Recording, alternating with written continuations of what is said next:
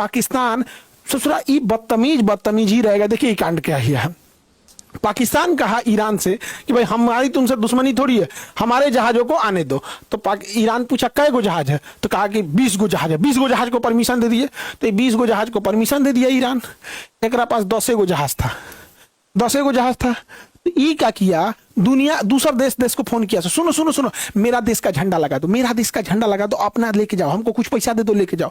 तो ससुरा 10 गो अपना जहाज निकाला है और 10 गो दूसरे का निकलवा दिया पैसा लेके। अरे ससुरा तो नहीं, क्या करेंगे सब नहीं, सबको कुछ नहीं पता है। बताइए ईरान के लोगों को लगेगा तो क्या सोचेगा सब। यहाँ अमेरिका कह रहा था कि ईरान की सरकार अपने पब्लिक के ऊपर अत्याचार करती है, वही अमेरिका पब्लिक के यूज वाले इस ब्रिज को मार के गिरा दिया। इस ब्रिज का नाम है B1 ब्रिज। भैया ये कौन सा सैनिक यूज का था, ये तो ट्रांसपोर्टेशन के लिए होता है।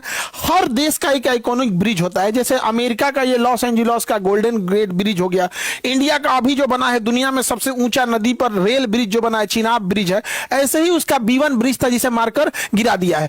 ईरान ने भी क्या किया है, अमेरिका का जो F-15 जहाज था, F-15 ईगल, ये बहुत खतरनाक जहाज है, बहुत कम हाइट पर उड़ान भर के और एकदम प्रेसिजन हमला करता है। इस F-15 जहाज जिसे हम ईगल भी कहते हैं, इसे मार के गिरा दिया है। अब इसका पायलट जो है ईरान में गायब है, इसको खोजा जा रहा है। इसे मारा कैसे है, तो हर जहाज का इंजन के पास कुछ हीट होता है और ये हीट को कोई जहाज छुपा नहीं सकता है। आप रडार में भले बच सकते हैं कि रेडियो वेव टकरा के जाएगी तो आप इसे एब्जॉर्ब कर लीजिएगा, जाने ही नहीं दीजिएगा, लेकिन हीट कैसे छुपा सकते हैं। इंजन इतना गर्म होता है, लगभग 400 से लेकर 600 डिग्री सेल्सियस तक इसका इंजन गर्म हो जाता है और अलग अलग बॉडी पार्ट अलग अलग होंगे।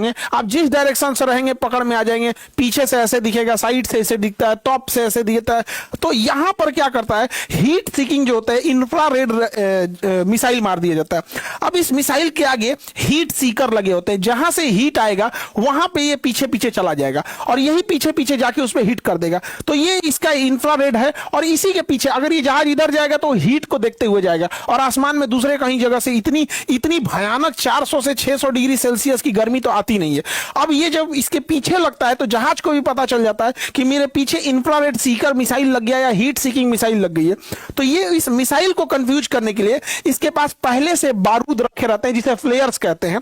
वो बारूद छोड़ देते हैं और इसका भी टेम्परेचर लगभग उतना ही रहता है, बल्कि उससे ज्यादा रहता है इसका टेम्परेचर। तो ये असल में एक बारूद रहता है जो इसमें पहले से प्री लोडेड रहता है और जब ये पायलट चाहे तो इसे छोड़ देता है। तो इसे फ्लेयर्स कहते हैं। ये क्या आता है, आने वाली मिसाइल को कंफ्यूज कर देता है। हो सके मिसाइल इसको ना जाके इसको चली जाए, लेकिन आजकल की मिसाइलें भी लॉक कर लेती हैं साइज के हिसाब से। कहते हैं ना भैया हमरा ये छोटका को नहीं मारना है, भले टेम्परेचर ज्यादा करना, बड़ा को मारेंगे।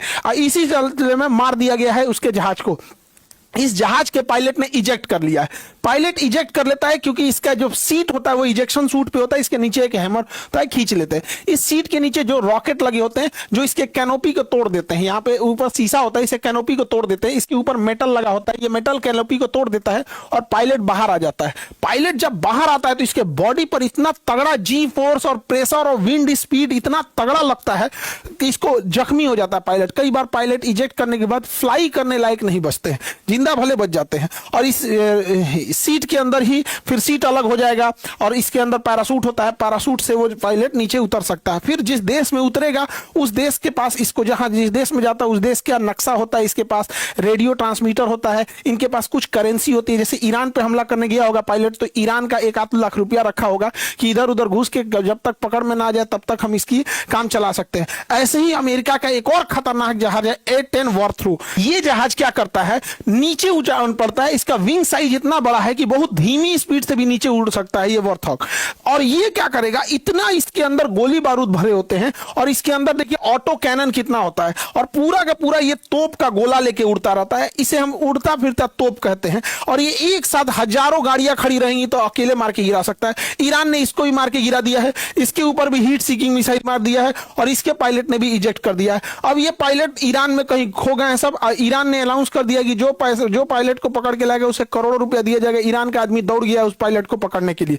इधर अमेरिका क्या कर रहा है, हेलीकॉप्टर लेके उन पायलटों को खोज रहा है, भैया कहां है। अब हेलीकॉप्टर हाँफ गया सब तो उसको रिफ्यूलिंग करने के लिए आया ये हरकुलियस जहाज और रिफ्यूलिंग करते करते दोनों खोज रहे थे सब। इसी बीच लो एल्टीट्यूड पे आए सब तो ईरान की पुलिस गोली चला दी। अरे भैया ये तो फौज भी नहीं है यार, ईरान की फौज तो IRGC है, IRGC के बाद रेगुलर फौज है, रेगुलर फौज के बाद पारा मिलिट्री है, उसके बाद ही पुलिस वाला है।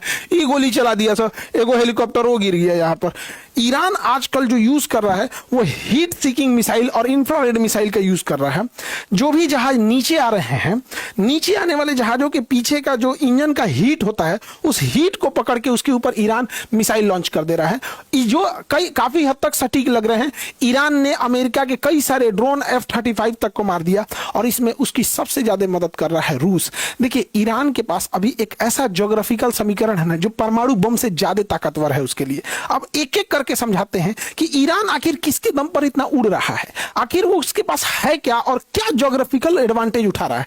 सबसे पहले तो ईरान अभी लगभग 31 टुकड़ों में टूटा हुआ है। जो उसके मोज़ेक जो फौज थे अलग अलग टुकड़ों में, सबके पास अपनी मिसाइलें, अपनी सेना, अपनी आर्मी, यानी अब आपके पास बात करने की गुंजाइश खत्म। वैसे भी उसने टॉप राष्ट्रपति, उपराष्ट्रपति, प्रधानमंत्री, सुप्रीम लीडर, रक्षा मंत्री, शिक्षा मंत्री, विदेश, सबको तो मारिए दिया है। टॉप लीडरशिप खत्म, तो अब बात करने की चांसेस खत्म। वो चारों ओर से मारेंगे और सबके पास अपनी मिसाइलें हैं, अपना ये है। तो इसलिए सुनते होंगे आज एक स्टॉर्म होगा तो पता चला ई वाला मारा है तो अगली बार ई वाला मारेगा। तो अलग अलग मोज़ेक में फैला हुआ है। और उसके बाद इनकी सप्लाई खत्म नहीं होगी। इनकी सप्लाई क्यों नहीं खत्म होगी? क्योंकि ऊपर में कैस्पियन सागर है, कैस्पियन सागर से रूस लगा हुआ है और रूस से उधर से आके चाइना लगा हुआ है, वहां से वो सप्लाई कर देते हैं। रूस आराम से इन लोग को प्रोवाइड करा दे रहा है। IRGC जब तक रहेगी तब तक ये युद्ध खत्म होने वाला नहीं है। और IRGC का एगो कमांडर रहे तब तो भैया इसको 31-32 टुकड़ों में तोड़ के रख दिया, कितना कमांडर को मारेंगे? और इन सारे लोगों को एक्यूरेट सैटेलाइट डाटा रूस और चाइना प्रोवाइड करा रहे हैं। इसलिए आप देखिएगा कि ईरान जो जहाजों को मार रहा है तो जहाज पे किधर मारना चाहिए किधर नहीं, एग्जैक्ट मार रहा है वहां पर। और उनको satellite data A to Z provide करा रहा है। चाइना ने ऑपरेशन सिंदूर के टाइम पर पाकिस्तान को भी सैटेलाइट डाटा पहुंचाया था। हालांकि इसमें ज्योग्राफी भी बहुत हेल्प कर रही है ईरान की। ईरान के अंदर है क्या, ये देखिए, पूरा पहाड़ है और बीच बीच में रेगिस्तान है।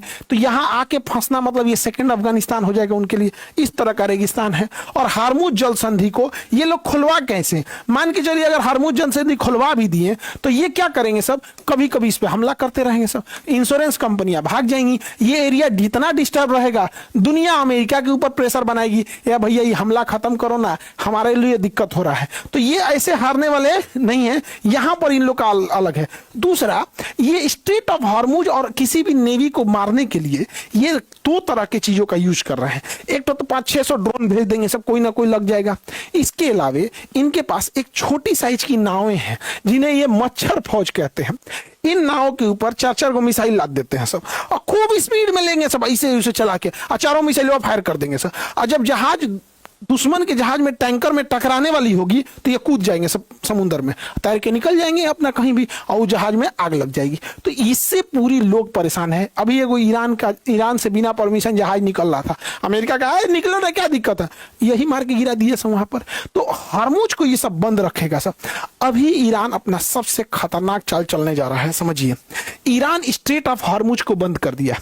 पूरी दुनिया का 20% तेल यहीं से जाता था, इंडिया का 60% यहीं से जाता था, चाइना का 80% यहां से जाता था। अगर ओवरऑल पूरी दुनिया का देखेंगे तो 20 से 25% यहीं से जाता था। पूरे यूरोप में झमेला है, क्योंकि यूरोप वालों ने कहा था कि हम तेल नहीं खरीदेंगे रूस से। अभी रूस कह रहा है कि मत खरीदो, जाओ यहां से, रूस एक्स्ट्रा दाम पे बेच रहा है। अभी ये इसको तो बंद किया है। अगर ये बाब अल मंदेब को बंद कर दिया ना तो पूरी दुनिया का शिपिंग रूट बंद हो जाएगा, मतलब मेजॉरिटी 40% बंद हो जाएगा। एशिया से यूरोप का कनेक्शन फिर पूरी अफ्रीका से नीचे से होके जाना पड़ेगा। और इसके लिए ईरान ने हूती रेबल्स को रेडी कर दिया है।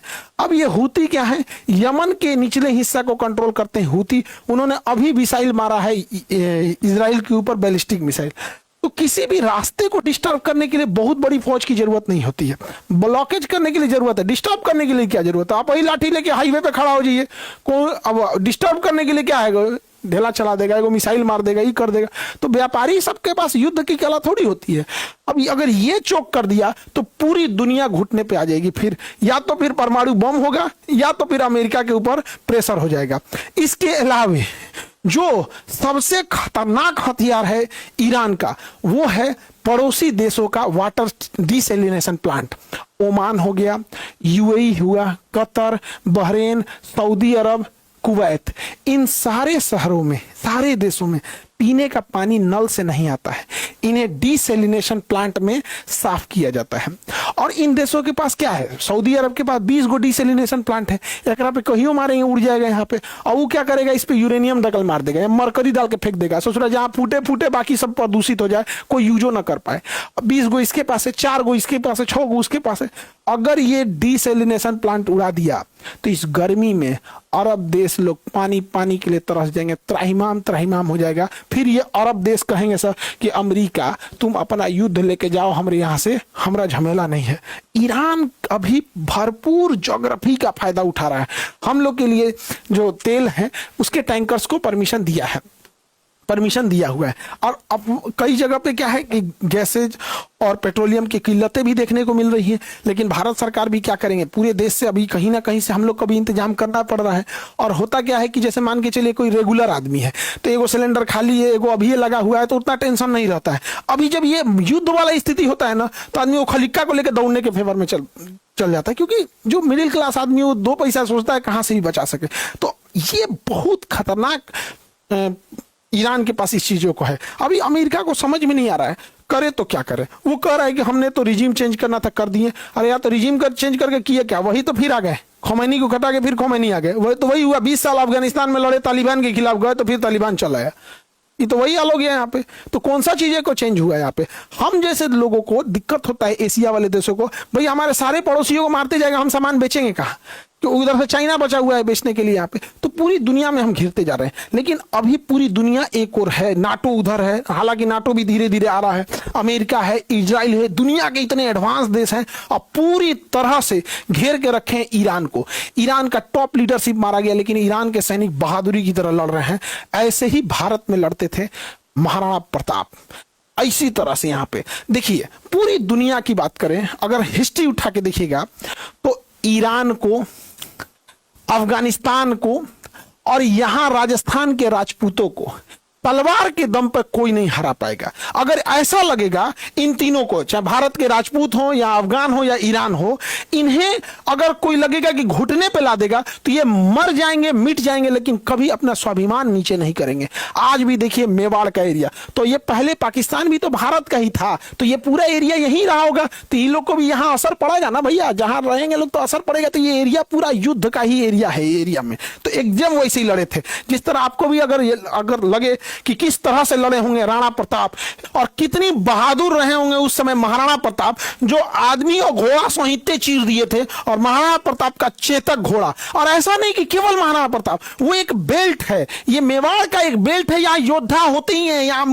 महिला पुरुष, अरे उनके पालने वाले घोड़ा हाथी तक युद्ध में डायरेक्ट लड़ाई लड़ते थे। यहाँ पर 80 जख्म था शरीर के ऊपर, राणा सांगा को 80 घाव खाए थे यहाँ पे राणा सांगा, बावजूद इसके लड़े हुए थे यहाँ पर। तो अगर ऐसा लगेगा कि कोई इन लोग को हरा देगा तो ऐसा नहीं होगा। हाँ, आप इनके यहाँ जाइए कभी, राजस्थान पधारो मारो देश, इतना इज्जत सत्कार करेंगे, दिल जीत सकते हैं, प्रेम से बात कर सकते हैं, तो प्रेम से करेंगे तो ये सब कुछ निछावर कर सकते हैं। लेकिन इन लोगों के ऊपर अगर सोचेंगे तो ये लोग हारने के लिए जन्मे नहीं लिए, ये मर जाएंगे, मिट जाएंगे, इन्हें मंजूर है, लेकिन स्वाभिमान से ये समझौता नहीं करेंगे। तो ईरान के साथ अभी जो हो रहा है, लेकिन एक चीज है, ये कुवैत को मार रहा है, दुबई को मार रहा है, यूएई को मार रहा है, सबको मार और के उजाड़ दिया है। तो जो भारत का आदमी है, अपना अपना वीजा और पासपोर्ट रेडी रहो, लेबर वीजा बहुत ज्यादा मिलेगा जाके वहां काम करने के लिए। तो अभी भारत का बहुत आदमी को वैकेंसी निकलेगा, ओवर टाइम भी पैसा मिलेगा वहां जाके काम करने के लिए। ऐसा न उजाड़ा है ये सबको कि युद्ध के बाद यहाँ नौकरी का बहुत ज्यादा आने वाली संभावना होगी।